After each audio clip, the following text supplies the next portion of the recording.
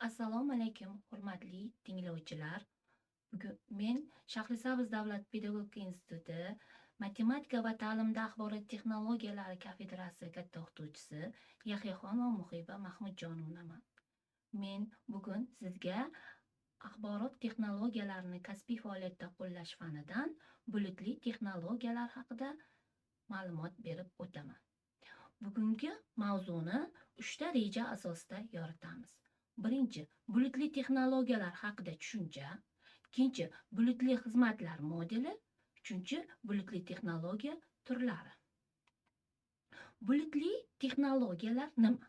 Bulutli texnologiyalar bu internet foydalanuvchiga internet xizmat sifatida kompyuter resurslari taqdim etiladigan ma'lumotlarni qayta ishlash texnologiyasi.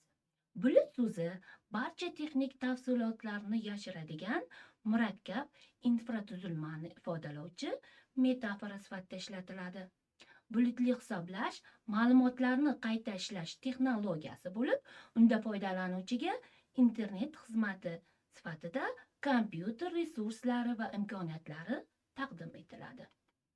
Bulut atamasi kompyuter tarmog'i diagrammasiga internet tasviriga asoslangan metafora sifatida yoki barcha texnik tafsilotlar yashiringan murakkab infratuzilma tasviri sifatida ishlatilishi mumkin. Bulutli texnologiyalar bulutli ma'lumotlar konsepsiyasi sifatida qayta ishlashning quyidagi 5 bosqichini o'z ichiga oladi. Xizmat sifatida infratuzilma, xizmat sifatida platforma, dastur xizmat sifatida, ma'lumotlar xizmat sifatida ish joyi. Bulutli ma'lumotlarni saqlash bu onlayn saqlash modeli bo'lib, unda ma'lumotlar tarmoqda tarqatilgan ko'plab serverlarda saqlanadi va mijozlar asosan uchinchi tomon tomonidan foydalanish uchun taqdim etiladi. Ma'lumotlar mijoz nuqtai nazaridan bitta yirik virtual serverni ifoda etadigan bulut deb nomlangan holda saqlanadi va qayta ishlanadi. Jismoniy jihatdan bunday serverlar bir-biridan uzoqroq turli qit'alarda joylashgan bo'lishi mumkin. Bulutli xizmatlar modeli. Hozirgi vaqtda bulutli xizmatlar yaratishda 3 ta modeldan foydalaniladi. Xizmat sifatida infratuzilma, IaaS deb ataymiz. Xizmat sifatida platforma, PaaS, dasturiy ta'minot xizmat sifatida SaaS. Keling, ushbu bulutli modellarni o'quv jarayonida qo'llash imkoniyatlarini aniqlash uchun tahlil qilib olaylik. Birinchisi IaaS, xizmat sifatida infratuzilma. Xizmat sifatida infratuzilma foydalanuvchi qayta ishlash va saqlash vositalarini, boshqa fundamental hisoblash resurslarini boshqarish imkoniyatiga ega bo'lgan bulutli xizmatlarni taqdim etish modeli hisoblanadi. Bunda u mustaqil ravishda operatsion tizim va ilovalarni o'rnatishi mumkin. IaaS bulutli hisoblash tushunchasiga asoslangan xizmat sifatida kompyuter infratuzilmasini taqdim etish hisoblanadi. IaaSning 3 ta asosiy tarkibiy qismi mavjud. Birinchisi uskuna, ya'ni serverlar, saqlash tizimlari, mijoz tizimlari, tarmoq uskunalari. Keyingisi operatsion tizimlar va tizim dasturlari. Bunga virtualizatsiya, avtomatlashtirish, asosiy resurslarni boshqarish vositalari kiradi. Uchinchisi o'rta dasturlar, masalan, tizimlarni boshqarish uchun ishlatiladigan dasturlar hisoblanadi. Keyingisi xizmat sifatida platforma. Buni biz PaaS deymiz. Platform as Service.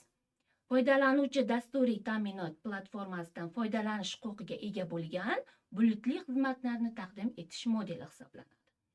Unda operatsion tizimlar, ma'lumotlarni boshqarish tizimlari, amaliy dasturiy ta'minot, tizimli dasturiy ta'minotni ishlab chiqish va sinov vositalari kiradi. Aslida foydalanuvchi o'rnatilgan operatsion tizim va veb ilovalarini ishlab chiqish, joylashtirish va boshqarish uchun maxsus vositalarga ega kompyuter platformasini ijaraga oladi.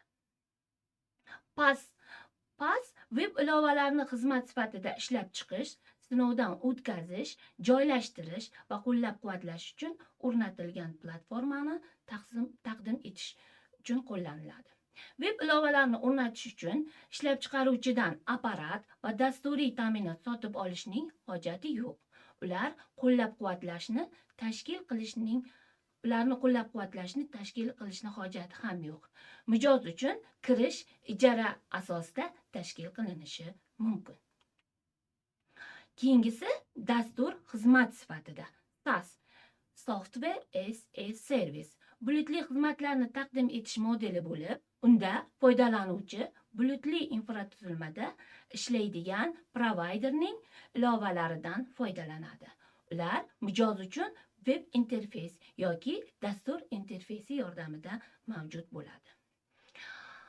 SaaS dasturni oxirgi foydalanuvchilarga talab bo'yicha xizmat sifatida taqdim etishni o'z ichiga oladigan dasturni tarqatish modeli hisoblanadi.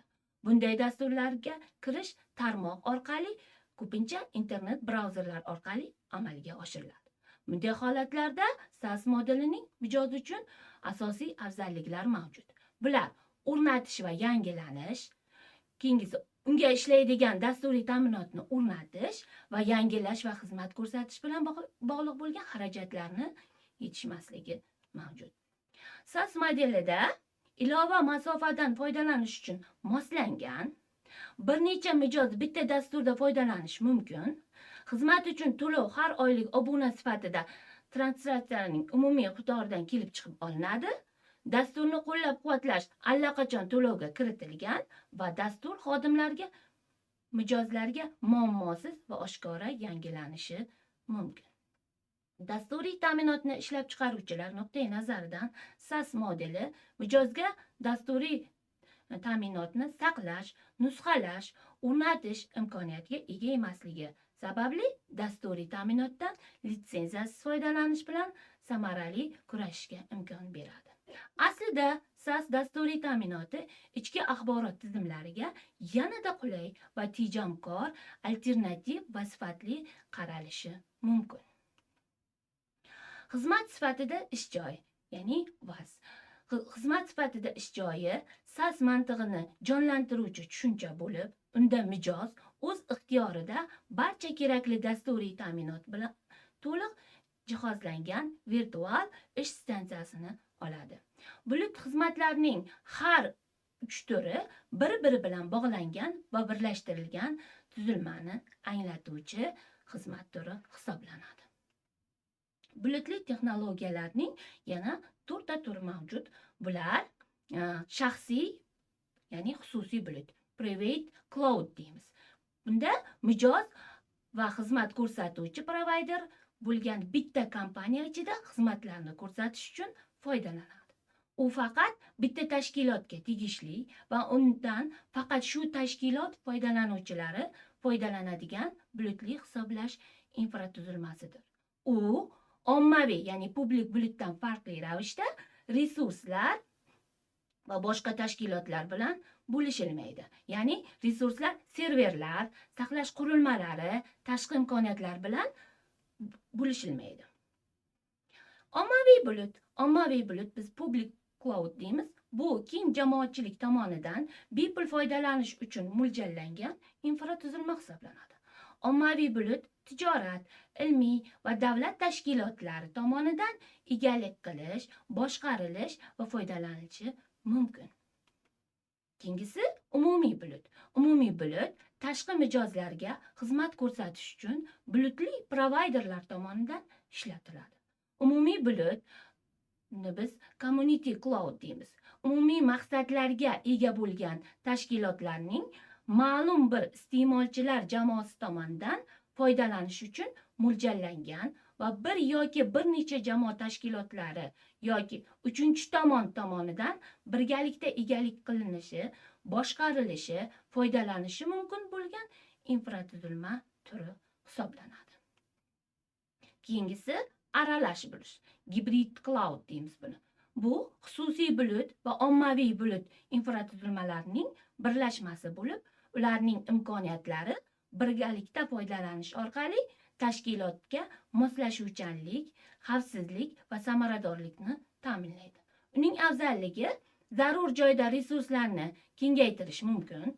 Muhim ma'lumotlar yopiq tizimda qoladi. Har doim kerak bo'lmagan resurslar uchun ortiqcha xarajat qilinmaydi.